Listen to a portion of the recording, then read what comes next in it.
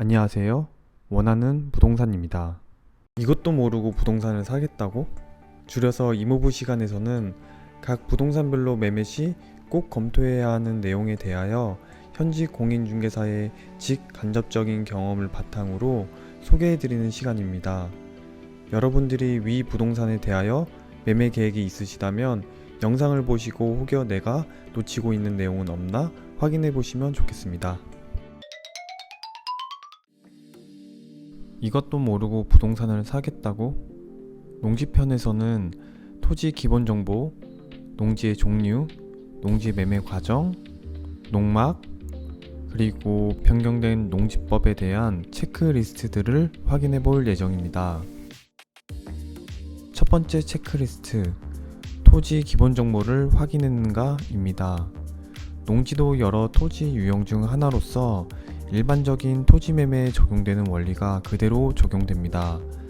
따라서 개발 계획, 토지 이용 계획, 허가 가능 여부, 실거래가 정보 등 토지 매매 시 기본적으로 확인해야 하는 내용에 대해서 면밀히 체크하셔야겠습니다. 일반적인 토지 매매 시 확인해야 하는 정보에 대해서는 토지편에서 별도로 다뤘으므로 위 영상에 링크를 걸어두었으니 참고하시면 좋을 것 같습니다. 두 번째 체크리스트, 농지의 종류를 확인했는가 입니다. 우선 농지는 농업진흥지역 내에 위치한 농지와 농업진흥지역 밖에 위치한 농지로 구분됩니다. 과거 절대농지로 불리던 농지가 농업진흥지역 내의 농지이며 상대농지라고 불리던 농지가 농업진흥지역 외의 농지라고 보시면 되겠습니다. 농업진흥지역 중 농업진흥구역은 농업의 진흥을 도모하기 위하여 농지가 집단화된 지역을 가리키며 농업보호구역은 농업진흥구역의 용선 확보 및 수질 보전 등 농업 환경을 보호하기 위한 지역을 가리킵니다. 이렇게 농지를 구분해야 하는 이유는 각 농지별로 가능한 행위들의 범위가 달라지기 때문입니다.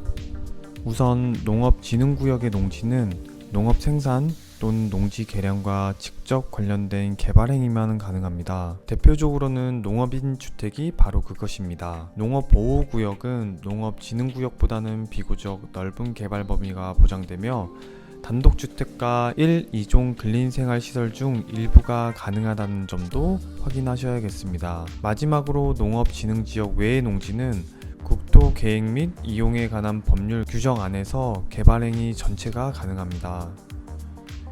이처럼 농업진흥지역은 국토의 계획 및 이용에 관한 법률, 농지법의 규제를 동시에 받는 지역으로 국토계획 및 이용에 관한 법률만 적용되는 농업진흥지역 밖의 농지와 비교할 때 개발행위에 많은 제약을 지니고 있다고 보시면 되겠습니다. 다만 절대농지라고 불리며 농지 외에 어떤 방식으로도 개발행위가 불가능할 것 같은 뉘앙스와는 달리 농업진흥지역 내의 농지도 위에 표가 보여주는 것처럼 일정 부분의 개발행위는 허용된다는 사실을 기억해 두시는 것이 좋겠습니다. 세 번째 체크리스트는 농지 매매 과정을 확인했는가 입니다. 일반적인 토지와 달리 농지의 경우 매매 계약 이후 소유권 이전 등기를 신청하기 위해서는 농지 취득 자격 증명이 필요로 합니다. 농지 취득 자격 증명이란 농지 매수인의 농민 여부, 자격 여부 등을 확인 심사하여 적격 농민에게만 농지를 매입하게 함으로써 투기적인 농지 매입을 규제하기 위한 서류를 말합니다. 위에 농지 취득 자격 증명을 발부받기 위해서는 농업 경영 계획서 또한 작성해야 합니다.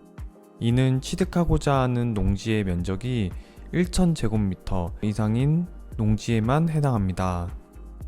농지 취득 자격 증명 발급이 불가능한 경우 농지 취득이 불가능하므로 매매 계약 이전에 위 서류 발급이 가능한지 면사무소에 미리 문의하시는 것을 추천드리며 혹여 모르는 계약생의 피해를 방지하기 위하여 계약서 내에 농지 취득 자격 증명 발급이 불가능할 시에는 매매 계약은 무효로 하고 지급된 계약금은 전체에 반환한다라는 특약 규정을 넣는 것이 필요하겠습니다. 특히 농지증 발급에 대해서는 최근 LH 사건으로 인하여 농업 경영 의지와 실현 가능성을 기준으로 여러 강화된 절차를 바탕으로 발급이 진행되고 있으므로 꼭 확인해야 하는 내용이 되겠습니다. 농지 매매 과정 중 또 확인해봐야 하는 내용은 농지 전용 허가와 농지 전용 부담금입니다. 농지의 전용, 즉 농지로 활용하는 것이 아닌 다른 용도로 변경해야 할 경우에는 농지 전용 허가를 신청하게 됩니다. 만약 매매 시에 농지 전용이 예정되어 있다면 매매 당시 해당 과정을 동시에 진행해도 무방합니다. 농지 전용 허가는 사실상 개발행위 허가라는 용어와 동일하게 사용되며 건축물이 전제된 개발행위에 대해서는 건축 설계와 측량, 토목 설계 사무소를 통하여 한 번의 업무가 진행되게 되며 농지 전용에 필요한 일체 업무를 대행하여 진행도 가능합니다. 물론 건축물이 아직 전제되지 않은 상태에서 측량, 토목 설계를 바탕으로 개발행위 인허가를 받는 것 또한 가능하다는 점 기억하면 좋겠습니다. 농지 전용 허가 시 위의 각 설계비, 인허가 대행비 외에 농지 전용 부담금에 대한 내용도 놓쳐서는 안 됩니다. 농지 전용 부담금이란 농지를 전용하고자 하는 주체에게 농지의 대체 조성 비용을 부과하는 것으로서 농지 전용으로 발생하는 개발 이익을 환수한다는 의미를 동시에 가지게 됩니다.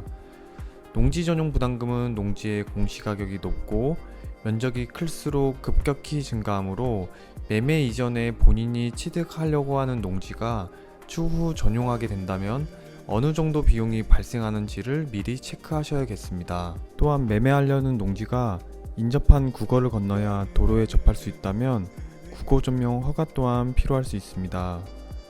의외로 많은 농지들이 이와 같은 사항에 놓여 있으므로 농지 매입 전 국어 전용 허가가 가능한지도 확인해 보면 좋을 것 같습니다. 네 번째 체크리스트는 농막에 대해 알고 있는가입니다. 농막이라고 하면 많은 분들이 주택수에 잡히지 않는 집 정도로 알고 있어 설치와 보유 과정에서 예상치 못한 일들이 많이 발생하곤 합니다. 농막이란 농작업에 필요한 기구들의 보관과 농작업 중 일시 휴식을 위해 설치한 시설을 가리키며 엄밀히 말해 가설 건축물이라고 볼 수 있습니다. 즉 허가는 필요 없으나 신고 절차가 필요로 하며 존치기간 3년 이후에는 연장 신청을 해야 합니다. 또한 원칙적으로는 주거용으로 사용이 불가능하며 연면적이 약 6평 이하여야 합니다. 다만 농막 내 전기, 가스, 수도 등이 설치 가능하며 간이 화장실과 정화조 시설도 가능한 경우가 있겠습니다. 또한 일반 건축물과는 달리 맹지에도 농막 설치가 가능하며 주말 체험 영농의 농지에도 건설이 가능하다는 점 주목하면 좋겠습니다. 더불어 다락의 면적은 위 6평 제한 규정에서 제외되므로 일부 농막들은 다락 면적을 최대한 확보하는 방향으로 설치된 모습을 종종 볼 수 있습니다. 다섯 번째 체크리스트는 최근 변경된 농지법 규정에 대해 알고 있는가입니다. 과거 일부 LH 직원들의 일탈로 인하여 투기적 수단으로 농지를 활용하는 케이스를 억제하고자 농지의 취득, 보유 전반에 걸쳐 여러 규정들이 신설되었습니다. 대표적으로 농지위원회 신설, 농지이용 실태조사의 의무화 등이 바로 그것입니다.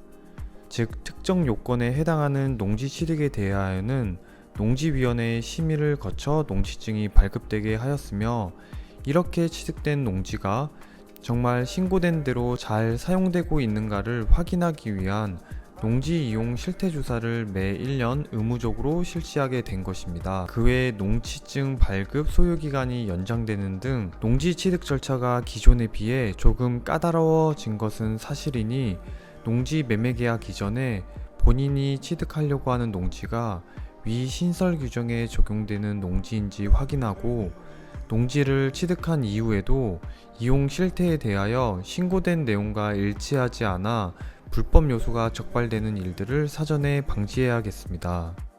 오늘은 토지 매매의 한 종류인 농지 매매에 대하여 알아봤습니다.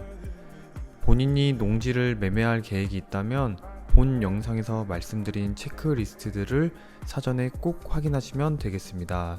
이상입니다. 감사합니다. 원하는 부동산이었습니다.